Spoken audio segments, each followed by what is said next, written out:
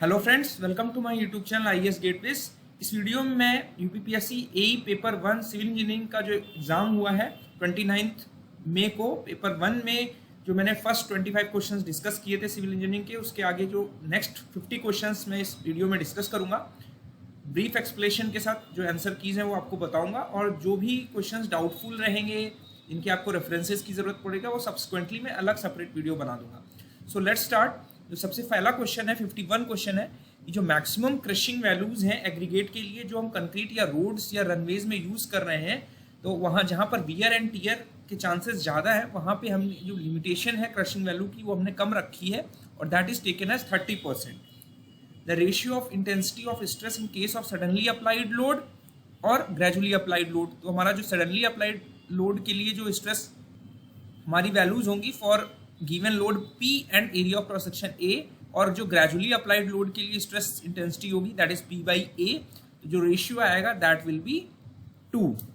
उसका next question है minimum tensile steel in RCC beam needs to be provided as per IS 456 to ensure कि हमारा जो failure हो रहा है वो डक्टाइल फेलियर हो, हमारा ब्रिटल फेलियर ना हो। तो करेक्ट आंसर जो होगा वो ऑप्शन C होगा। उसका नेक्स्ट क्वेश्चन है प्लास्टिक डिजाइन में अगर हमारी degree of statical indeterminacy J है, तो members of the hinges P required to convert the structure into mechanism, that is जो भी स्टैटिक डिटरमिनेसी J है दैट +1 डिटरमिनेट करेंगे स्ट्रक्चर को J हिंजेस इंट्रोड्यूस करके, और मैकेनिज्म एक एडिशनल हिंज इंट्रोड्यूस करके हम मैकेनिज्म फॉर्म करेंगे। तो करेक्ट आंसर ऑप्शन C होगा। उसका नेक्स्ट क्वेश्चन है कि स्ट्रेटिफाइड सॉइल्स में जो बेस्ट इक्वेशन है प्रेशर डिस्ट्रीब्यूशन कैलकुलेट करने के लिए वो हमारी वेस्टरगार्ड इक्वेशन है, जिसमें हम सॉइल को हम अनिसोट्रॉपिक कंडीशंस में एनालाइज करते हैं, जहां पे हमारा वर्टिकल और हॉरिजॉन्टल डायरेक्शन में सॉइल का बिहेवियर और प्रॉपर्टीज अलग अलग होंगी, और जो आइसोट्रॉपिक सॉइल है जहां पर सभी डायरेक्शंस में हमारा जो सॉइल का बिहेवियर है सेम है, प्रॉपर्टीज सेम है, वहां पर हम प्रेशर डिस्ट्रीब्यूशन के लिए बॉस्नेक की थ्योरी यूज करते हैं। उसका नेक्स्ट क्वेश्चन है कि एक लोड हमारा अप्लाई किया जा रहा है एक वायर पर जिसका डायमीटर D है। इट इज सेट कि हमारा जो रेडियस है वो डबल कर दिया जा रहा है, लोड जो है वो हाफ कर दिया जा रहा है, तो हमारा जो Young modulus of elasticity that is E, उस पर क्या इफेक्ट पड़ेगा। तो बिकॉज जो Young modulus of elasticity this is a material property rather than a dimensional property, तो it will remain unaffected. Correct answer option C होगा। Next question है crown glass in example of. बहुत सारे students को confusion है कि it is a borosilicate glass, but it is not a borosilicate glass. Borosilicate glass की category में जो हमारे पायरेक्स ग्लासेस हैं वो ग्लासेस आते हैं, ठीक है। जो सोडा लाइम ग्लासेस है उसकी कैटेगरी में हमारा क्राउन ग्लास आता है। तो जो जनरली जो हमारे सोडा लाइम ग्लासेस हैं उसमें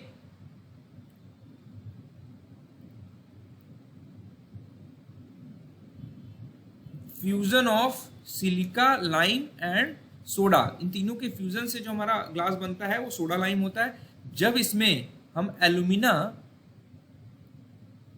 और मैग्नीशियम ऑक्साइड और ऐड कर देते हैं तो वो हमारा कहलाता है क्राउन ग्लास, जो कि मोस्टली कॉमन ग्लास है डोर्स और विंडोज यूज करने के लिए। इसका रेफरेंस आप देखना चाहेंगे तो एसके दुग्गल की 20 जो बुक है बिल्डिंग मटेरियल्स की, आप वहां पर रीड आउट कर सकते हैं इसको। उसका नेक्स्ट क्वेश्चन है kernel of short column of rectangular cross section. आप सभी को पता है it is a rhombus. The effective length of a compression flange of a simply supported beam, जहां पर हमारा जो फ्लैंज है वो रिस्ट्रेंड नहीं है, नॉट रिस्ट्रेंड की बात कर रहा है, तो हमारा 20% हम स्पैन को इंक्रीज कर देते हैं, दैट इज 1.2। नेक्स्ट क्वेश्चन है कि बेसिक क्वेश्चन एक्शन जो है शिप फुट रेलर्स में, वहां पे हमारा नीडिंग इन्वॉल्व होती है। प्रोबेबिलिटी डिस्ट्रीब्यूशन जो हम टाइम एस्टिमेट के लिए एक पर्टिकुलर एक्टिविटी के लिए लेते हैं that is given as by beta distribution. उसका नेक्स्ट क्वेश्चन है एक solid round bar 3 metre long 5 centimetre in diameter is used as a strut. Strut is basically a compression members, और क्रिपलिंग लोड निकालने के लिए we will use Euler's theory. Euler's theory में हमारा जो because both ends are hinged, effective length हमारी जो होगी वो हमारी L हो जाएगी का होल स्क्वायर। यहाँ पर EI जो है आप πd4/64 यूज कर लेंगे। इसको जब आप सभी वैल्यूज E की वैल्यू आपको दी हुई है, जब आप इसको सॉल्व करोगे you will get correct answer as option B। For saturated clay soil Skempton pore pressure parameter is taken as 1, ठीक है। और जनरली जो वैल्यूज हैं वो लेस देन 1 तक रहती हैं, और फॉर 100% सैचुरेशन सॉइल के लिए हमारा जो वैल्यू है B की वो 1 ले लेते हैं। The utilisation of concrete in tension zone of prestressed concrete member saves concrete ranging from around 15 to 30%। ये एन कृष्णा राजू की एक बुक है प्री-स्ट्रेस्ड कंक्रीट की, वहां से क्वेश्चन फ्रेम किया गया है। 15 to 30% हमारी सेविंग होगी कंक्रीट में, और जो हम high tensile steel wires use करते हैं प्री-स्ट्रेस्ड कंक्रीट में, उससे जो हमारी सेविंग होगी स्टील की वो अप्रोक्सीमेटली 60 to 80% होती है, because they can carry more permissible stresses. उसका नेक्स्ट क्वेश्चन है कि which of the following is not a network technique of project management. वो हमारा Unitex is not a project management technique. If a particle is moving with simple harmonic motion, ठीक है, तो हमारा जो डिस्प्लेसमेंट है that is given as A sine omega T, ठीक है, और हमारा वेलोसिटी हो जाएगी that is a omega cos omega T, sorry sine omega T, इसको different cos omega T, sorry. तो मैक्सिमम वैल्यू जो होगी that will be T is equal to 0 पे होगी, which is the mean position. तो हमारी जो मैक्सिमम वेलोसिटी मिलेगी आपको मैक्सिमम मीन पोजीशन पे मिलेगी। तो करेक्ट आंसर ऑप्शन ए होगा। जो सेल्फ कॉम्पैक्टिंग कंक्रीट है ये हमारा हाई पाउडर कंपोनेंट से कैरेक्टराइज होती है। हाई कंपोनेंट पाउडर का मतलब है कि जो हमारे पार्टिकल फाइन्स हैं that are less than size of 0.125 mm, ठीक है। Which of the following material is more suitable to increase the mortar's compressive strength. Mortar's compressive strength के लिए आप पोर्टलैंड सीमेंट यूज करते हैं उसकी स्ट्रेंथ को एड ऑन करने के लिए। ट्राइंगुलर सेक्शन के लिए जो शेप फैक्टर है दैट इज टेकन एज 2.3। अगर दो सर्कुलर फुटिंग्स हैं अलग अलग डायमीटर की और एक प्योरली कोहेसिव सॉइल पे रेस्ट कर रही है, तो जो हमारी बियरिंग कैपेसिटी है that is function of only its cohesive strength, it is irrespective of size of the diameter. तो अल्टीमेट ग्रॉस कैपेसिटी का जो रेशियो है वो हमारा 1 हो जाएगा। Which of the following is not a graphical method of locating principal axes. जो डैडिक सर्कल, मोहर सर्कल और सर्कल ऑफ इनर्शिया, ये 3 मेथड्स हैं जो हमारे प्रिंसिपल एक्सेस को लोकेट करने के लिए यूज करते हैं। जो ellipse of inertia method, this is not a method. तो करेक्ट आंसर जो होगा ऑप्शन सी होगा। जो मोमेंट रेजिस्टिंग कैपेसिटी है किसी भी बीम की क्रॉस सेक्शन की, उसको हम बीम की स्ट्रेंथ बोलते हैं। सीपीएम नेटवर्क हम तब अपडेट करते हैं जब there is a difference between the planned and actual performance in a given project. जो बॉन्ड स्ट्रेंथ है वो हमारी इंक्रीज करती है कंक्रीट की ग्रेड से। बैटन कॉलम की जो इफेक्टिव लेंथ है लैटाइज्ड कॉलम से हम 10% उसको इंक्रीज कर लेते हैं to take care of the shear deformation effects. The actual neutral axis जो होगी अंडर रेनफोर्स सेक्शन में, अगर हमारा क्रिटिकल न्यूट्रल एक्सिस ये है तो अंडर रेनफोर्स सेक्शन में जो हमारा एक्चुअल न्यूट्रल एक्सिस होगा वो above the critical neutral axis होगा। तो it is taken as above the neutral axis. जो एरिया रेशियो है थिन सैम्पलर्स के लिए should not normally exceed 15%। Thick walled sample के लिए it may go up to 30%, but thin wall sample के लिए it can go up to 15% for the minimal disturbance. The ratio of distance move by effort to the distance move by load is called the velocity ratio. IS 399 के हिसाब से weight of timber is record at 12% moisture content. Lug angles हमारे small angles हैं which are use to reduce the length of connection as well as shear deformation effects. The maximum permissible eccentricity किसी भी retaining wall में जब जिसकी width जो है वो हमारी B है, तो avoid failure in tension is given as B/6। एक सिमेट्रिकल पैराबोलिक आर्च है which is a 3 hinge basically, और ये हमारी एक यूनिफॉर्मली लोड को सपोर्ट कर रही है which is magnitude is given as 2 ton per metre. तो हमारा जो हॉरिजॉन्टल थ्रस्ट होगा that will be given by WL²/8H। तो H की वैल्यू दी है 5 मीटर, L की वैल्यू दी है 20 मीटर्स, और हमारा जो W है वो 2 टन्स पर मीटर है। तो इसको सॉल्व करोगे तो you will get 20 tons as the correct answer. इसमें नेक्स्ट क्वेश्चन है हमारा पूछा जा रहा है कि सेफ्टी अगेंस्ट पाइपिंग फेलियर अगर हमें इंश्योर करना है, अगर हमारी फैक्टर ऑफ सेफ्टी 5 दिया है तो मैक्सिमम परमिसिबल एग्जिट ग्रेडियंट हमें निकालना है। मैक्सिमम परमिसिबल, ठीक है, क्रिटिकल ग्रेडियंट नहीं बात कर रहा है, परमिसिबल बात कर रहा है। तो क्रिटिकल ग्रेडियंट जो होगा वो GS-1/1 होगा, बिकॉज E की वैल्यू नहीं दी हुई है तो will determine from N/1 - N, porosity दी हुई है, ठीक है। तो यहाँ पे इसकी वैल्यू आ जाएगी 0.38। यहाँ पे इस वैल्यू को आप सब्स्टिट्यूट करोगे यहाँ पर, तो क्रिटिकल ग्रेडियंट की जो वैल्यू आएगी that will be given by 0.975। इसको आप जब सेफ परमिसिबल निकालने की कोशिश करोगे तो इसको डिवाइड बाई 5 कर दोगे तो will get 0.195 is the correct answer. इसका नेक्स्ट क्वेश्चन एक फिक्स्ड बीम है, इसका जो स्पैन कॉन्फ़िगरेशन है वो L है और बीच में ये हिंज है जिस पर लोड W लग रहा है। हमसे कहा जा रहा है कि इस फिक्स्ड एंड मोमेंट पे इस लोड की वजह से क्या मोमेंट आएगा। तो बिकॉज यहाँ पे हिंज है तो इट विल, यहाँ पर जो डिफ्लेक्शन होगा वो सेम होगा इस लोड की वजह से। तो will draw the free body diagram और हम इक्विलिब्रियम का यूज करके जो डिफ्लेक्शन है वो इक्वेट करेंगे। Net resultant deflection will be same in both the cases. तो हमारा जो P की वैल्यू आएगी वो W/2 आएगी। तो जो रिजल्टेंट मोमेंट A पर आएगा that will be given bye WL/4। इसको आप सॉल्व भी कर सकते हो, W into L/2 minus of W/2 into L/2। यहाँ पे आप सॉल्व करोगे तो it will B WL/4।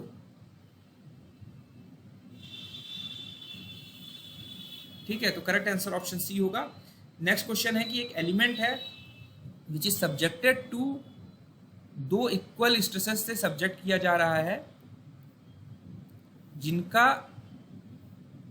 Magnitude equal है और लाइक स्ट्रेसेस का मतलब अगर ये टेंसाइल नेचर की है तो ये भी टेंसाइल नेचर के लिए है।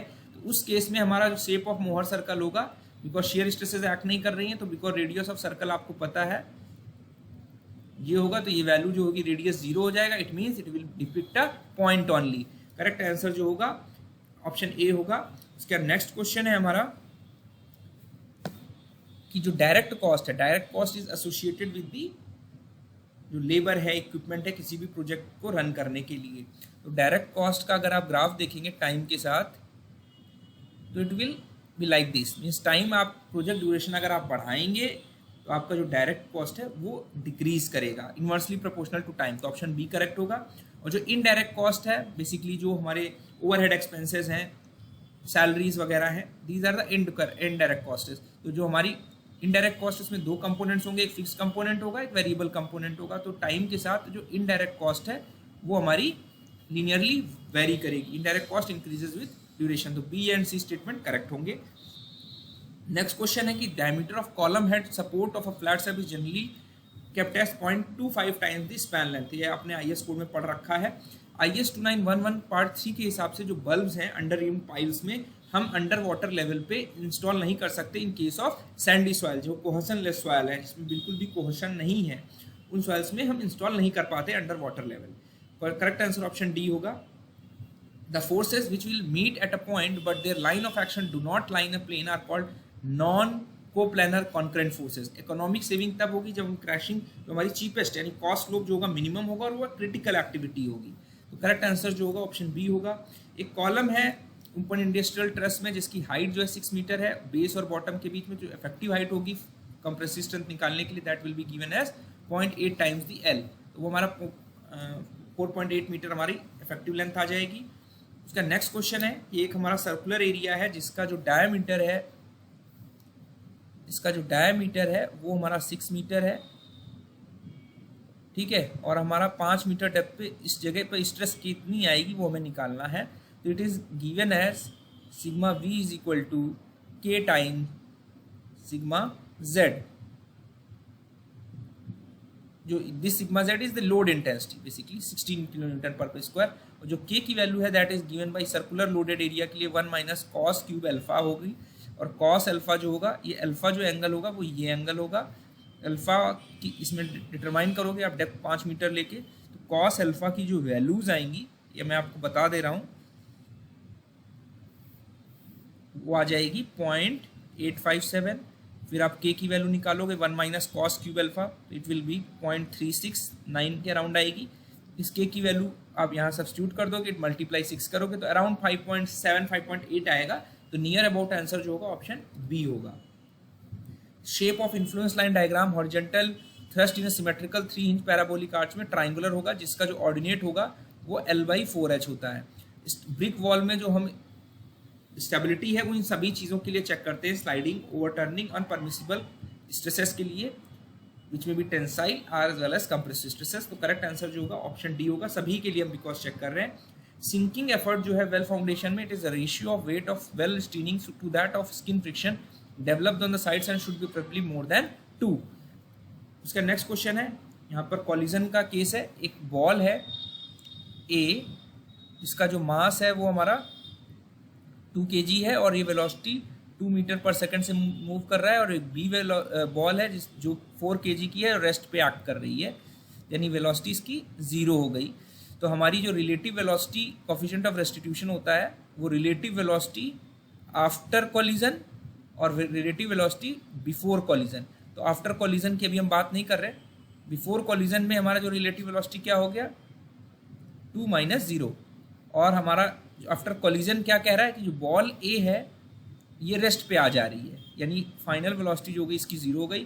तो जब ये रेस्ट पे थी और इस पर स्ट्राइक करेगी तो ये बॉल मोशन में आ जाएगी, तो ये एक v वेलोसिटी से मूव करेगी, ठीक है। तो ये वेलोसिटी कितनी हो जाएगी u - 0।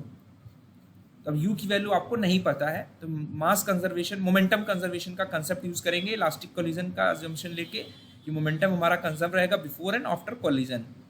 तो मोमेंटम हमारा हो जाएगा m before collision, velocity before collision, ये a बॉल के लिए हो गया और ये b बॉल के लिए हो गया, और जो हमारा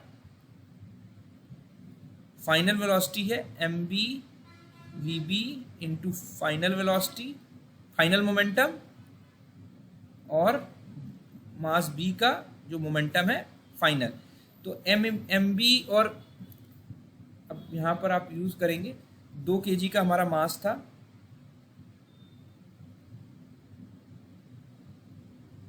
ठीक है, जिस इनिशियल की बात कर रहे हैं, इनिशियल वेलोसिटी 2 थी, दूसरे मास हमारा 6 था जो कि 4 था जिसकी वेलोसिटी 0 थी। फाइनल जो मास है वो सेम ही रहेगा, वेलोसिटी हमारी इसकी 0 हो गई और इसका जो फाइनल वेलोसिटी था वो v हो गया। तो यहाँ पर ये कैंसिल आउट हो गया, तो हमारा जो वेलोसिटी आई 1 मीटर पर सेकेंड की स्पीड से ये मूव करेगी आफ्टर कॉलिजन। तो हम यहाँ पर u की वैल्यू 1 रख देंगे तो हमारा 0.5 हमारा आ जाएगा कोफिशिएंट ऑफ रेस्टिट्यूशन। उसका नेक्स्ट क्वेश्चन है factor of safety against sliding of footing when dead load, live load और अर्थ प्रेशर कंसीडर किए जाएंगे शैलो फाउंडेशन के लिए। तो जो हमारी वैल्यूज हैं it is taken as 1.75 against sliding, और जब ओवर टर्निंग होगा तो it is taken as greater than 2। हमारा यहाँ पे करेक्ट ऑप्शन जो होगा ऑप्शन ए होगा। उसका नेक्स्ट क्वेश्चन है सिंगली रेनफोर्स बीम के लिए हमारा जो MU लिमिटिंग है, limiting moment of resistance M20 grade of concrete, और FE 415 स्टील के लिए RU लिमिटिंग की वैल्यू कितनी होगी। आप सभी ने पढ़ रखा है, इसकी मैं डिटेल कैलकुलेशन पे नहीं जा रहा हूँ। अगर किसी स्टूडेंट्स को आपको हेल्प चाहिए तो आप मुझे मैसेज करें, I will give the detail solution. जहाँ पर बिकॉज FE 415 के लिए जो limiting depth of neutral axis है दैट इज टेकन एज 0.48। तो लिमिटिंग मोमेंट ऑफ रेजिस्टेंस की इक्वेशन है बैलेंस सेक्शन के लिए, वहाँ पर आप 0.48D यूज़ करेंगे तो आपकी जो वैल्यू है RU लिमिटिंग की वो 2.76 आ जाएगी। उसके बाद हमारा नेक्स्ट क्वेश्चन है कि एक सिंपली सपोर्टेड बीम है जिसका स्पैन जो है, इसका स्पैन जो है वो L है, और इसके सेंटर पे एक हमने सपोर्ट दे दिया, प्रॉपिंग कर दी, ठीक है। तो ये L/2 हो गया, ये L/2 हो गया। ये हम मान लेते हैं बिकॉज ऑफ सिमेट्रिसिटी जो वर्टिकल रिएक्शन होंगे दोनों एंड पे वो V होंगे, ये रिएक्शन हमारा R होगा। तो इस बीम की वजह से जो रिजल्टेंट डिफ्लेक्शन होगा यहाँ पर और जो अपवर्ड डिफ्लेक्शन R की वजह से होगा सेम होगा। तो इनको आप इक्वेट करोगे, इट विल अज्यूम W, तो W L4/384 EI जो डाउनवर्ड डिफ्लेक्शन हुआ UDL की वजह से, और जो अपवर्ड लोड R की वजह से प्रॉपिंग करने की वजह से जो अपवर्ड डिफ्लेक्शन होगा दैट विल बी RL3/48I। इसे जब आप सॉल्व करोगे तो you will get R is equal to 5WL/8। अब जब R की वैल्यू आप 5WL/8 रख लोगे तो आपकी इक्विलिब्रियम इक्वेशन जो होगी 2V + R is equal to WL होगी। आप इसको सॉल्व करोगे तो जो V की वैल्यू आएगी वो आ जाएगी 3WL/16। अब आप किसी भी पर्टिकुलर सेक्शन x दूरी पे बेंडिंग मोमेंट अगर लोगे तो V × x - x²/2 आ जाएगा मल्टीप्लाइड बाई लोड। तो ये m जो है पूछा जा रहा क्वेश्चन में कि 0 कहाँ पर होगा, तो इसको 0 से इक्वेट करेंगे तो ये 3WL/16 x is equal to WX²/2 आ जाएगा। इसको सॉल्व करेंगे तो x की वैल्यू जाएगी 3L/8 फ्रॉम बोथ एंड्स, यानी यहाँ से दोनों तरफ 3L/8 पे हमारा बेंडिंग मोमेंट 0 होगा। I hope it will be helpful. जो भी क्वेश्चन आपको डाउट है we can discuss in the comment section, और जो फर्दर 25 क्वेश्चन है वो नेक्स्ट वीडियो में शाम को अपलोड करूंगा। Thank you and all the best.